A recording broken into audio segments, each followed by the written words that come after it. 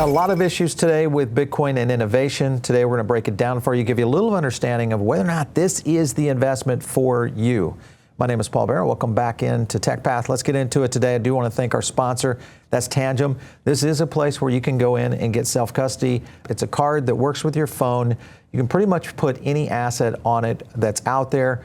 Use our link down below. That'll give you a 10% off to get into self-custody. I want to bring in a guy who's been on our show before, and we've talked to him about the issue of Bitcoin. He is probably one of the experts in the industry of understanding where Bitcoin is. And I want to introduce Paul Sztorc, coming in from LayerTwo Labs. How are you, Paul? I'm doing great. Thanks for having me. And of course, Jack Dorsey, I would say, is one of the leading proponents of Bitcoin. And I want to play a clip for you, just so you can kind of get a frame and give our audience a framework of what he had to say today. Take a look. You're working on important to Bitcoin's future, and why? We have a team working on mining. We have a team working on Bluesky, self-custodial wallet. And then we have our Bitcoin exchange business within Cash App. So let's fast forward to the future, and Bitcoin has failed. How did it fail? It fails to be relevant to people on a daily basis. I think if it doesn't transition to payments, it's increasingly irrelevant. That's failure to me. Is it just digital gold? And I put this thing and I forget? Okay, done. It's not enough. Not enough for me. What do you think that we can do to mitigate that risk? Making it scale, making it fast. The speed of the Visa and MasterCard networks, real competition. I don't know if it's controversial, but I think we can do better than Lightning. And I don't think we just want to settle with having one layer two. You get out of the US, you get out of this bubble. People are using Bitcoin to buy coffee, and they're using it to buy dinner. Those vendors are going to restaurants that accept that Bitcoin, and there's tiny little circular economies happening, and they're actually using it on a regular basis. What's happening on Nostr with apps that's actually paying for content. It's small scale, but that gives me a lot of hope. It's not something that can just be frozen in time and said, okay, we're done. We built this protocol. We're not done. There's tons of stuff we need to do to get back to the white paper, which is electronic peer-to-peer digital cash. Like, we have not seen that yet. We've not lived up to that potential. All right, so right from the white paper statement from Satoshi Nakamoto, the biggest issue has always been about payment, speed, network growth, and possibilities here. Paul, you have been a proponent of that for many years. I want to go to your own kind of white paper. This was a recent blog that you just did in March, The Precedence of Ossification. Explain to me what you were trying to convey here around innovation with Bitcoin. Jack's answer was really, really nice. And I have to say that the question is also great, which is part of what this essay is about. The woman, I don't know who that is, but she asked a great question, which is Bitcoin has failed, and how did it fail? It's very popular in Bitcoin to just assume that Bitcoin cannot fail. A lot of people have the view that Bitcoin has already won. Mm-hmm. This is a very, very popular view that Bitcoin's already going to be a $200 trillion asset or $300 trillion asset. And the only thing that's important is that we don't screw it up, so to speak. And that's part of what the essay is about. I don't know how accessible it'll be to the layperson, but there's this idea of ossification where we don't change Bitcoin. And some people have turned that idea into the Bitcoin has already won idea. Right. Whereas Jack has a very different, more accurate point of view, which is that it's more like a piece of software and it exists in a very competitive world. And if there's a world where 8 billion people are using Visa and MasterCard or using some other crypto, then Bitcoin is not going to survive in that world. So it's kind of interesting. It's very, very subtle on one hand, and then on the other hand, it's like a matter of life or death for Bitcoin. So, well, and I think you hit on it. We've talked about this extensively. If you guys want to watch some of our history lessons on Bitcoin, just search Paul's name on our network. We've had him on a couple times, and he's given some really good insights to this. And of course, it boils down to the use case, which is what Jack was alluding to often around payments, the potential of speed of network, because he's comparing it with MasterCard Visa. And now we're starting to see real potential here with stablecoin introduction and a lot of other networks that are starting to line up with stablecoin use, which most likely will compete with things like, what we're going to see with Visa and MasterCard in terms of our merchant services out there. But when you look at speed and real transaction time, how long does Bitcoin take today? Give me kind of a framework. Yeah, well, of course, the idea behind the Lightning Network is that it would be instant. But I think I'm a huge skeptic of the Lightning Network. I was very happy to see Jack Dorsey say, I think we can do better than the Lightning Network. I completely 100% agree with that. One problem with the Lightning Network is that the payments often fail to route at all. And then, so instead of them working instantly, they just don't work at all. You have to redo them and try again. Another issue is the more expensive the payment, the harder it is to route. So there's a night and day difference between like a really small payment, and then once they get to like something like $800, they stop working an enormous percentage of the time. 30-40% of the time it won't work. I mean, imagine you had two cards. You have Visa and MasterCard, and you're out on a date, or you're just out with your friends, and it just doesn't work. one out of 200 times, the MasterCard fails and the Visa works every time. It's like, well, you're never going to reach for that second. Exactly. So we have already been given a way of protecting Bitcoin's properties that does not require sacrificing innovation. So the idea of the precedence ossification is that you can release new versions of Bitcoin such that if they ever disagree, the older one trumps the new one. And we've had this for many years. This was the origin of the soft fork. This is how the first hard fork name came about in 2012. But nowadays, people want to say that even the soft fork is a change to Bitcoin, even though that doesn't make any sense because the old network is still right there. So, so people have decided to turn that into like a political football, and they have said that now for Bitcoin to obtain more properties is actually a bad thing.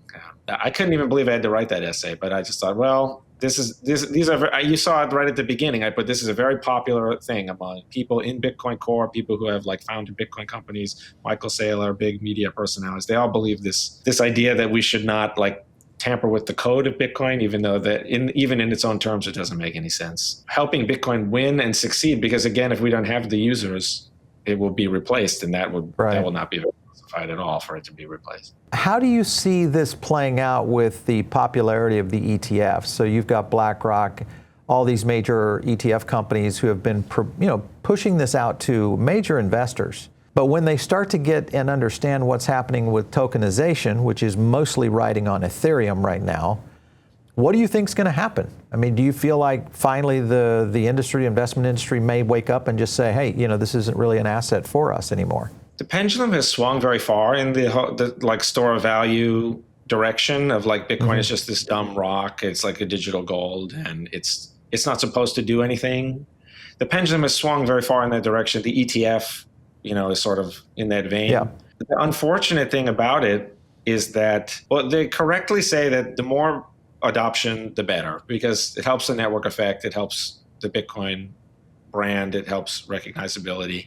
But if you move in like a corporate direction or even a government adoption direction, in that world, the proof of work and the transaction fees, the blockchain system are all very redundant. And so I think that's what Jack was correctly saying, that we need a world where people are paying transaction fees on the Bitcoin network. They're actually using Bitcoin.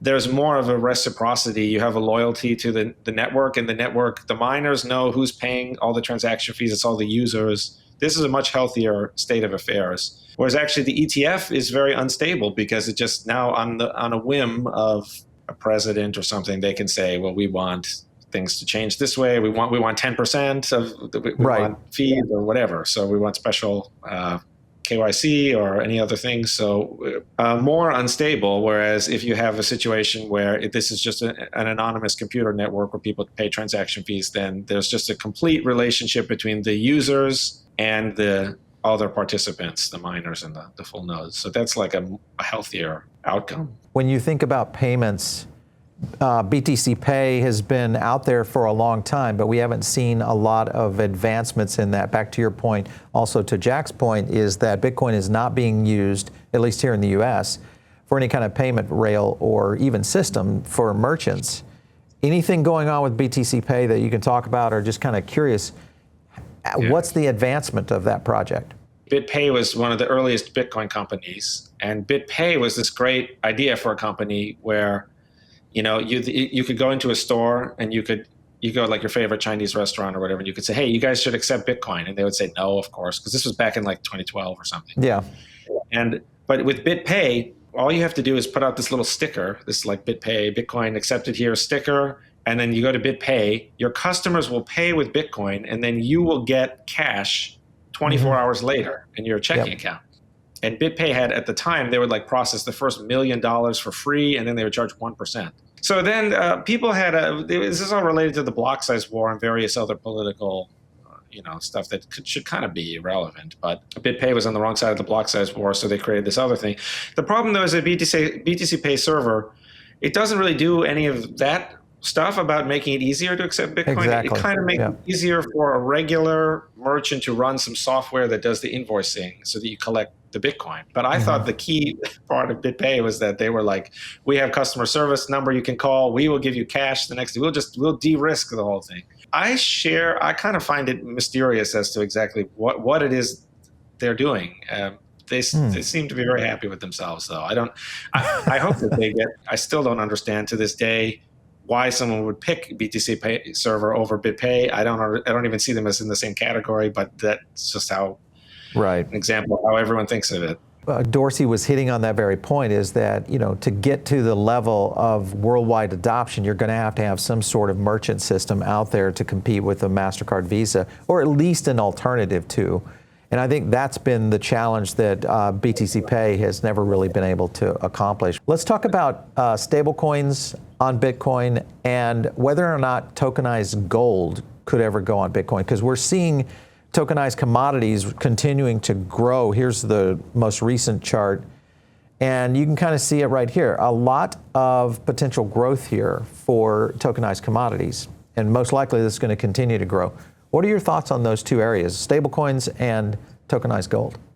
The stablecoins are very, very popular. This crop of new Bitcoiners has shown up that just think, it's a different breed. Using Bitcoin is actually not good, and we don't even want it to be too useful because that would lead us down a different path. So they are all connected. It's very interesting when people cluster up on whether or not they think, is Bitcoin going to have to compete to survive? And you see Jack Dorsey is really thinking more like, okay, we have to get serious about making this a good product. And then other people are completely in the other direction, and they say, oh, we don't have anything to worry about at all. And in fact, if we do show any kind of flexibility, that would make it seem that makes us easily manipulable. And that means that the project's going to be destroyed. So people have opposite views in that. So Paul, what is holding back, Bitcoin from being utilized as a stablecoin, support network, much like what we've seen with ERC20, with USDC? You look at all sorts of different stablecoins now riding in on this. Why haven't we seen that with Bitcoin, and even in the scenario of getting into tokenized commodities with Bitcoin? Is there a technical issue here? It's a combination of things. There is the technical limitations of the Bitcoin blockchain on L1, which was limited to 1 megabyte, which is wisely, in my view. But it's a complicated conversation. But that's the technical part, but also sort of like what I was just saying about how there's this mutually reinforcing beliefs. It's kind of like a sour grapes where people thought, oh, we can't have this. This isn't going to fit on Bitcoin anymore. And then people decide, we never wanted that anyway. And then it gets pushed out. So this is all started on Bitcoin, and then it moved to other chains. These chains are more willing to push the envelope on decentralization, like how expensive it is to run a full node. Which new features do we want to try, like the ZK snarks, which are very, very complicated. And so they're not in Bitcoin, but they're in many, many coins now. And so that is, so it's all related. Like at first it was technical, and so then the culture changed as a result to say we don't care about that, even though we did care. But now the culture is making it so we could technically alter this so that Bitcoin could do all this innovation on the L2s without changing L1. Right. And but I think now the cultural issues are the big drag. Like there's just people don't want to go to bat for that because it's not in vogue right now. Which is a strange thing to say, but that's... It is, yeah, it is a strange thing, especially with innovation being kind of at the forefront, and it seems like the golden time of digital assets is happening right now. Bitcoin should be literally at the front of the line. I want to hit on two last points. What happens after every Bitcoin is mined? You had a statement, it was in the last paragraph of this very long essay that you did, And you were talking about the 2016 Bitcoin Uncensored podcast, and it was talking about the suggestion of a mining company where it only allows transactions that have done KYC and AML. So, and then I think the key thing about Bitcoin is that anyone can use it no matter what the transaction is. So it's like you have the question of whether or not something's constrained as a medium of exchange, which is like a core issue for money. It's like, so it's kind of like the point they were trying to make was that there's some people that Visa won't serve. So there's people being left behind, and Bitcoin move into there. And then Bitcoin can also be used for every normal transaction. So then it kind of is like the only thing that works for everyone, was kind of part of what they were going to say. So you didn't really clearly answer the point of what happens when all the Bitcoin is mined. You know, when all the at some Bitcoin point, is mined, there will be no new Bitcoin in each block, and the miners will only be compensated with transaction fees, the total transaction fees collected by the block. One interesting fact about this is that, in my view, although this is hotly debated, but I wrote a giant long piece, even longer than the ossification one, about this topic, and these fees have never really risen. You can zoom out and find a point in time where they were like 1/10,000th of a penny, and then they go up to like 1 penny, and then people say that counts as them rising, but really that's just like an artifact of just the history of Bitcoin being worth a different amount and no one caring at all. So those are all just like less than 10 cents. And you find a few times when the transaction fee rate will spike, when Bitcoin gets really, really hot and everyone wants some and the price is going way, way up. And then the price can go up to like, $50 per transaction or so. But it always goes back down, and it really is very good at persistently staying very, very low, which to me suggests that the real market clearing price is just whatever we see today, which is basically 50 cents per transaction times 2,500 transactions a block or so would be only $1,000 per block, and that's only $1 million a week, which is very, very, very low. And I think a lot of our audience, because everybody that comes to our show, they're trying to figure out, we cover tech, innovation, blockchain is part of that.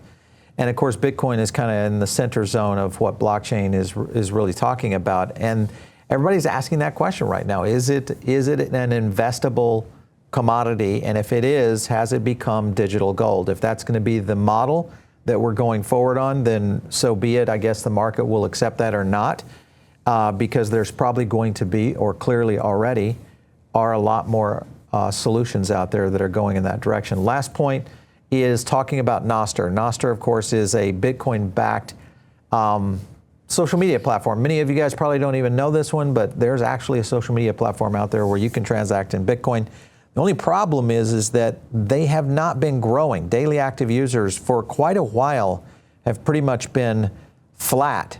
So what is the potential for Bitcoin to even be utilized in a social media network? Well, Nostr is, again, it's similar to BitPay, where it's kind of like it was supposed to replace Twitter, and I think it was created at a time when Twitter was more censorious. And it's very difficult to compete with network effect. I mean, why did Elon Musk buy Twitter why did it cost $44 billion? Because it's not the tech stack. There's no way, you could hire some engineer, poach some people from Twitter. No doubt. You don't need $44 billion. So they bought it because that's where all the users are. And why don't all the users just move somewhere else? And it's like, well, they can't really. They can't really coordinate the switch over on any given day. Listen, there's a lot to be thinking about here. And of course, we wanted to give you guys a deeper insight to this. So we called upon Paul to help us with that. Of course, if you want to check out what he's doing, go over to LayerTwo Labs. You can search that up out there. Paul, it's been great having you on the show today. We always appreciate you stopping in. Thanks for having me. Thank you. You bet. All right, so you guys, if you're not in the Diamond Circle, get in right now, because right now the time is getting crazy out there in terms of these tariffs. We'll be doing a couple other videos to cover that this week, and the impact on what your crypto investments are, what your traditional investments are looking like. So use the link down below to get in on that, and follow me out there on X @Paul Barron. We'll catch you next time right here on TechPath.